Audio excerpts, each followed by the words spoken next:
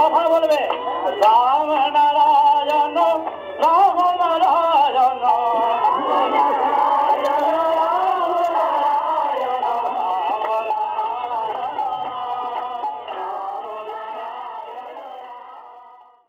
রাম ও নারায়ণ রাম। ঠাকুর শ্রী শ্রী বালক ব্রহ্মচারী মহারাজের শ্রীচরণে প্রণাম জানিয়ে শুরু করছি আজকের বেদ চর্চা। বিষয় সমাধি, পর্ব 2, 46 নম্বর ভূপেন বোস এভিনিউ, 8/1/1961, রাত্রি 6:35। ঠাকুর বলছেন, আগের দিন সমাধি সম্বন্ধে বলেছিলাম, তবু বাকি ছিল কিছু। আজকেও সে সম্বন্ধে বলছি। যে যে অবস্থায় আছে সেটাই সমাধি। জাগতিক চলার পথে প্রত্যেকটি অবস্থাই সমাধি। কেন সমাধি নাম হলো? যেটাকে আমরা মৃত্যু বলি সেটা মৃত্যুর অবস্থা। মৃত্যু হলে আগুন দিলে কেটে ফেললেও মৃত ব্যক্তি বোঝে না। মৃত্যুর যে মাত্রা, অর্থাৎ যে মাত্রায় গেলে মরে যায়, সেটা মনে করো 120 ডিগ্রি। সহজ করে সমাধির কথাটা বলছি। শাস্ত্রের ব্যাখ্যা অনেক থাকে, কিন্তু যে বা যাঁরা ওতে ডুবে গেছেন তাদের ব্যাখ্যা অনেক সহজ হয়ে যায়। সংসারে যে যা চিন্তা করে তাই এক জাতীয় সমাধি। অজস্র অজস্র বালুকণাতে যেমন দেশ হয়, অজস্র অজস্র পাই পয়সাতে যেমন লক্ষ টাকা আছে, অজস্র অজস্র জলবিন্দু নিয়ে যেমন সাগর হয়, সেইরূপ ক্ষুদ্র ক্ষুদ্র যা আছে আমাদের জাগতিক চলার পথে বা যে যেভাবে চলছে তা সমাধি ছাড়া নয়। সে যেইভাবেই হোক, পাই পয়সার ভাবেই হোক আর যেভাবেই হোক। এমনি পয়সার দাম না হতে পারে, কিন্তু লক্ষ টাকা পাই পয়সা ছাড়া নয়। যেমন একটি একটি বালুকণা করে করে পৃথিবী হয়ে গেছে। আমাদের ক্ষুদ্র ক্ষুদ্র অবস্থা যখন একত্রিত হয় তখনই হয় মৃত্যুর অবস্থা। ক্ষুদ্র ক্ষুদ্র অবস্থা মহা অবসানের দিকে যাওয়ার জন্যই। একটা হাঁচি, একটা কাশি, এক একটি স্তর। প্রত্যেকটি যেন সেখানে পৌঁছবার প্রাথমিক স্তর। এইসব স্তর একত্রিত হলেই মহাশ্বাস। অগণিত অবস্থার, অজস্র অজস্র অবস্থার ভিতর দিয়েই এই অবস্থা দাঁড়িয়ে যায়। মনে করো এক ব্যক্তি 60 বছর বাঁচত, সে বিষ খেয়ে 30 বছরে মারা গেল। এই অবস্থা আনতে তার যতটা করতে হয়েছে, চিন্তায় মনটাকে এইরূপ অবস্থায় নিয়ে গেলে মৃত্যু অবস্থা এসে যাবে।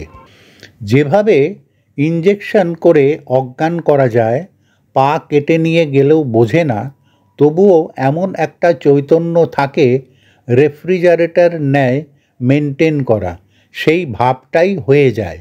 যে মাত্রায় বরফ হয় সেই মাত্রাটা এখানে আনতে পারলে দেশময় বরফ হয়ে যাবে। ওই মাত্রাটা এমন মাত্রায় আনে যেখানে তাকে কেটে ফেললেও বুঝতে পারে না। কাজেই মাত্রাটাই বড় কথা। সমাধি এমনি একটি স্তরের কথা। একটা ঔষধের প্রক্রিয়ায় মানুষের বাহ্যজ্ঞান রহিত হতে পারে। যে মনের দ্বারা ওই ঔষধ আবিষ্কার করল, সেই মন আমাদের মৃত্যুর যে স্তর, যে গভীরতায় চিন্তা করল, চিন্তার সাথে সাথে সেই স্তরের, সেই মৃত্যুর স্তরের মাত্রাটা এসে উপস্থিত হলো। একজন খাচ্ছে, তাকে আরেকজন বলল, এই চুল খেয়ে ফেলেছ। চুল সে যদিও খায়নি, কিন্তু চুলের চিন্তায় চিন্তায় ভিতরে ভিতরে এমন বিষক্রিয়া হলো যে তার অসুখ বিসুখ বমি হতে লাগলো। চিন্তাতেই তাকে অস্থির করে ফেলেছে, অথচ চুল তার ভিতরে ঢোকেনি। আমাদের ভিতর যে অণুপরমাণু আছে, তাতে যখন চিন্তা যায় তাতে রস উৎপন্ন হয়। তাতে এমন একটি স্পন্দন ক্রিয়া হয় যাতে মারাও যেতে পারে। যেহেতু ঘৃণা সম্বন্ধে তার জানা আছে, তাই তার এ অবস্থা। তেঁতুল সম্বন্ধে জানা থাকে বলেই তেঁতুল চিন্তায় জিহ্বায় রস আসে। গভীরতার মাঝে তত্ত্ব যখন স্ফুরণ হয়, মৃত্যুর সুরে নিজের গভীরতায় তন্ময়তায় যখন ডুবে যায়, তখন আপনিই ডুবে যায়, মাত্রা আপনিই উঠতে থাকে।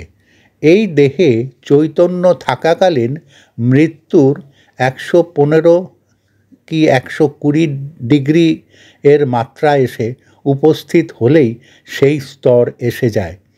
সে যখন সেই মাত্রায় যায়, সেই মাত্রায় যাওয়ার সাথে সাথে মৃত্যু হলে যা হয় এমন একটি অবস্থায় যায়, যখন তার শরীরের আনুষঙ্গিকগুলি স্পন্দনহীন হয়ে শিথিল হয়ে যায়। তখন তার বাহ্যক জ্ঞান থাকে না, তবুও একটা কিছু থেকে যায়। কি থেকে যায়? আরেকটি মন। ঘড়ির পেন্ডুলামের মতো একজনকে চালিয়ে দিতে হয়, ধাক্কা দিতে হয়। এইভাবে জীবনযাত্রার পথে মৃত্যু স্তর ঠিক এসে উপস্থিত হয়, আবার ঘড়ির পেন্ডুলামের মতো টকটক করে জীবনী শক্তি রাখবার জন্য যা দরকার তা করে যায়। জাগতিক যে যে স্তর পার হয়ে এসেছে, ওইগুলো বিরাট আকার নিয়ে নিল। তখন সে কিসের ভিত্তির উপর দাঁড়িয়ে থাকে? একজন গায়ক গান গাইতে গাইতে যখন গভীর তন্ময়তার ভিতরে ডুবে যায়, তখন এই গভীর সত্তার মাঝে অনন্ত সুরের সাথে একতান হয়ে যাওয়ার সাথে সাথে নিজের সুর মিলে যায়। তখন অজ্ঞান হয়ে যায়, বাইরের জ্ঞান থাকে না। যেমনটি ঔষধের প্রক্রিয়ায় হয়, কিন্তু তার সব বোধ থাকে। যেমন মাটিতে থাকলে উঁচু নিচু, আবার উঁচুতে গেলে উপর থেকে দেখলে যেমন সব এক দেখা যায়, সব সমান দেখা যায়, সেই রকম এমন একটি মাত্রায় পৌঁছলে দেহের অনুপরমাণুগুলো আপনি তার রস আস্বাদন করে, তার ভিতরে মজে যায়, ডুবে যায়। একেই বলে শিব শক্তির মিলন, যেখানে গতির সঙ্গে এক গতি হয়ে যায়। এখানে নদীর শেষ, সাগরের সঙ্গম, প্রকৃতি পুরুষের মিলন। এই গতিকে তখন এক গতির চিরসঙ্গমতার মাঝে ডুবিয়ে দেওয়া যায়। জাগতিক ক্ষেত্রে জাগতিক ইন্দ্রিয়ের যে আকাঙ্ক্ষা, তার নিবৃত্তির জন্য যে তৃষ্ণা, তার ভিতর যতটুকু আনন্দ উপভোগ করি, তা সেই সাগরের এক ফোঁটা জল মাত্র। সেই মহাসাগর, সেই পর্বত থেকে ঝর্ণা আপন মনে স্খলিত হয়ে মহানন্দে ভরপুর হয়ে যাচ্ছে। দৈহিক এতটুকু বীর্যপাতের জন্য মানুষ পাগল হয়ে যায়, আর এই মহাবীর্যপাতে, এই মহাসমাধিতে, মানে সেই মাত্রাতে যখন পৌঁছে, তখন নিজের গভীরতায় তন্ময়তায় ডুবে যায়। বাহ্য জিনিসের সঙ্গে কোনো সম্পর্ক থাকে না, আবার থাকেও। যেমন দ্রুতগতিতে ট্রেন চলে গেলে অনেক জিনিস থাকলেও দেখা যায় না, সেই প্রকৃতি পুরুষের সাথে এই জীবাত্মা ও পরমাত্মা যখন অস্তিত্বের সঙ্গে এক বস্তু হয়ে যায়, সেখানে একাত্ম হয়ে এক বোধগম্য করে। যদিও একই বস্তু বাস্তবে ভেদাভেদ করে নিয়েছে মাত্র। সেই ধারাপাত নিয়ে এই প্রাথমিক অ আ ক খ ডুবে যায়। সেই মূলাধার হতে সহস্রার পর্যন্ত যে সপ্ত সুর আছে, সেই সুরের সাথে তন্ময়তায় ডুবে যায়। জীবজগতে সকলের ভিতর সেই চিদানন্দ বা ব্রহ্মানন্দের ঢেউয়ের বাড়ি এসে লাগছে। বাহ্য ইন্দ্রিয়গুলিই তার ইঙ্গিত। সমস্ত ইন্দ্রিয়গুলো সজাগ হয়ে আছে। আমরা চাই পরম তৃপ্তি। এতটুকু এতটুকু বালিকণা একত্র করেই দেশ হয়ে যায়। এই এতটুকু ক্ষুদ্র ক্ষুদ্র আনন্দ একত্র করেই সেই মহানন্দের, ব্রহ্মানন্দের সৃষ্টি হয়েছে। কোনোটাই ফেলবার নয়, এগুলি সব ধারাপাত। বাংলার ৩৬টা অক্ষরে বা ইংরেজির ২৬টা অক্ষরে বড় বই গ্রন্থ হয়ে যায়। এই ধরাতে কাম, ক্রোধ, লোভ ইত্যাদি ধারাপাতের অক্ষর। ভূর্ভুবস্বর সমস্ত লোকের ভিতর যা আলোকিত করেছে, এই দেহক্ষেত্রে আছে সেই। চক্ষু, কর্ণ, নাসিকা, কাম, ক্রোধ, লোভ এই কণিকাগুলি একত্র করেই পরমানন্দ চিদানন্দ। তারই প্রাথমিক সুর পড়ে রয়েছে এই পরিদৃশ্যমান জগতে। জাগতিক ক্ষেত্রে, সমাধি ক্ষেত্রে হোম যাগ যজ্ঞের দরকার নেই। ভাবের সাথে ভাব বিনিময় করে নিজের ভিতর ডুবে যেতে হয়। ডুবে যেতে হয় সেই মহাগভীরে। এটা বিজ্ঞানসম্মত। কারণ সূর্য আজও তার নিজস্ব সত্তায় থেকে দিব্যজ্যোতি ছড়িয়ে দিচ্ছে। সূর্য তার সুরে ডুবে আছে। পৃথিবী তার নিজস্ব সত্তায় রয়েছে, আমরাও তাই। সমগ্র জীবলোক ডুবে আছে সেই সুরে। সমাধির স্তরে স্তরে ভিন্ন ভিন্ন ভাবধারায় আমরা রয়েছি। পরিবর্তন তো সমাধিরই রূপ। এই বাস্তবের পরিবর্তনশীলতার মাঝে যে ডুবে আছি, এটা সমাধি ছাড়া নয়, এটা তারই রূপ। যে ভগবান বা ধর্ম বলে, নূতন কিছু সে বলে না। কথা হলো কিভাবে জানা যায়, জানার পথটা কি? সহজ পথ অবলম্বন করেই জানা যায়। যেমন ঘুমিয়ে আছে, বিশ্ব প্রকৃতির সবাইকে জানিয়ে দিয়ে গেছে তা। রোজ রোজ আমরা সহজভাবে ঘুমাই বলে তাকে দাম দিই না। শরীরের সমস্ত যন্ত্রগুলি যখন বিশ্রাম চায়, ঔষধের প্রক্রিয়ার ন্যায় আপনি ঘুমিয়ে পড়ে। যাকে এতক্ষণ উথাল পাথাল করছিল, সে আবার বুকে হাত রেখে নাক ডাকাচ্ছে, ৫-৭ ঘন্টা ঘুমিয়ে আছে। এত সহজভাবে পাচ্ছি বলেই ঘুম সমাধিকে দাম দিচ্ছি না। এই ঘুমের কোন প্রয়োজন? প্রকৃতির স্তরে স্তরে নিয়ম অনুযায়ী এক একটি ইঙ্গিত রয়ে গেছে। এও সেই ইঙ্গিত। ইঙ্গিতকে স্মরণ করে আরও আমরা এগিয়ে যাব। এক একটি বেদস্বরূপ এই জীবন গ্রন্থ, জীব গ্রন্থ। এই সম্মুখীন বস্তু খুঁজলেই সব কিছু পাওয়া যায়। বনে জঙ্গলে যেতে হবে না। যেমন দুধের মধ্যে মাখন ছড়িয়ে আছে, মন্থনে ক্ষুদ্র ক্ষুদ্র মাখন একত্র করলেই দলা হয়। সেইরূপ এই বিশ্বসত্তা আমাদের মনের মন্থনে মন্থনে ঢেবে ঢেবে মাখনের ন্যায় হয়ে উঠবে। এতটুকু বীজ, তার মধ্যে ফুলের এত সুগন্ধ, দেখলে তো বোঝা যায় না। দেখো কত রূপ এর ভিতরে লুকানো আছে। আমরা প্রণব হয়ে আছি। প্রণব হচ্ছে হুঙ্কার। আমরা বীজ হয়ে আছি। জ্ঞান বৃক্ষ বেড়ে ওঠে, সব জানা যায়, বোঝা যায়। জানবার জন্য নিজের মধ্যে যদি ডুবে যায় তবেই হয়। সকলকার জন্য বিশ্বের দরজা খোলা, সুরকে সুরে আনার জন্য। কারো কপালের উপর বা ভাগ্যের উপর ধর্ম নির্ভর করে না। আমাদের ধর্ম জীবের ধর্ম, হিন্দু ধর্ম, মুসলমান ধর্ম ইত্যাদি নয়। দৈহিক বৃত্তি সব জীবের যদি এক হয়, তবে কি আধ্যাত্মিক পথ আলাদা হবে? না, আমরা নিজেরা বিভক্ত করে সাম্প্রদায়িকতার সৃষ্টি করেছি। জল, বাতাস, পৃথিবী, সূর্য এক।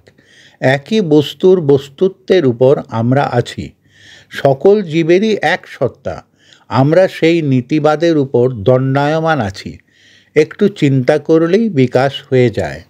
যে ব্যক্তি গান শিখতে শিখতে তেনা তেনা করে গান গায়, যেমন খেয়াল, ঠুংরি, গান গাইতে গাইতে তানের সঙ্গে তান দিতে দিতে তেনা নাও থাকে না, সুরে মিশে যায়।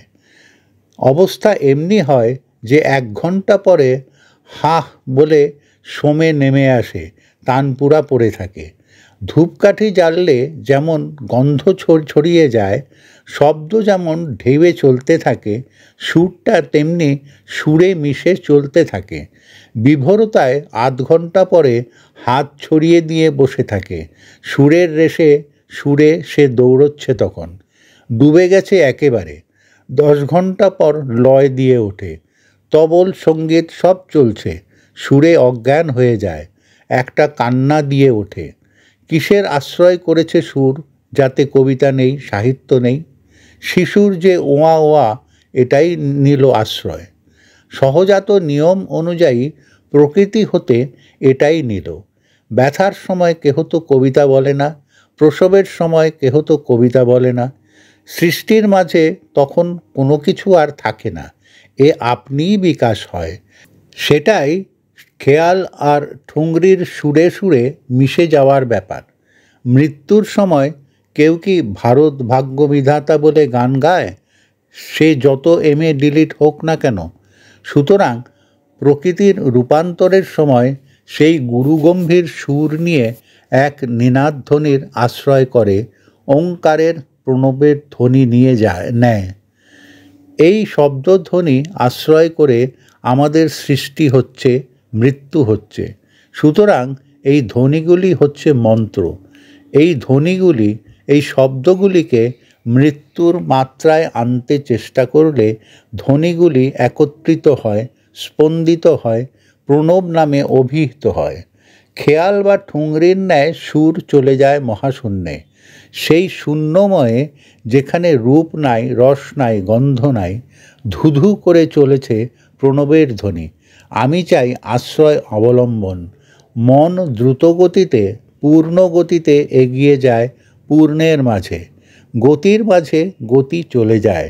নিজের মধ্যে এমন এক মাত্রায় চলে যাই, যেখানে সঙ্গমের মাঝে, শিব শক্তির মিলনের মাঝে লীন হয়ে যাই, ডুবে যাই। তখন কিছু থাকে না, হারিয়ে যায়। মৃত্যুর মাঝে হারিয়ে যায়। তখন তাকে মেরে ফেললেও, কেটে ফেললেও বোঝে না। দিনের পর দিন সুরের সঙ্গে মিশে থাকে। নিজের হারানোর মাঝে হারিয়ে যায়, আবার যায়ও না। কিছুই জানে না, আবার জানেও। এই হচ্ছে সমাধির মাত্রার অবস্থা। রামনারায়ণ রাম, পুস্তক সূত্র, বালক ব্রহ্মচারী যোগদর্শন। প্রিয় সুধীবৃন্দ, আশা করি আপনারা আপনাদের মূল্যবান মতামত এবং পরামর্শ কমেন্ট করে জানাবেন এবং সাবস্ক্রাইব করে দেবেন। রামনারায়ণ রাম।